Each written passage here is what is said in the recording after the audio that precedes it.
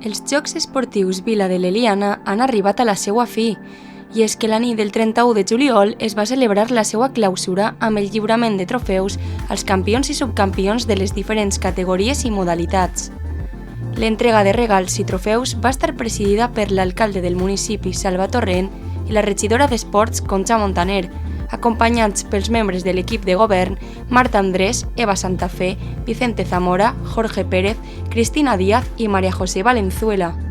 A més, Javier Montfort, jugador professional de vòlei platja i veí del poble, va fer lliurament de la màxima categoria de voleibol i del trofeu Germans Montfort al jugador revelació del torneig.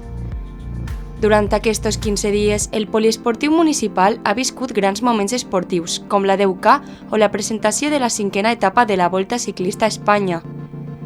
Ha sigut un tancament per a uns jocs en els quals han participat més de 2.000 persones.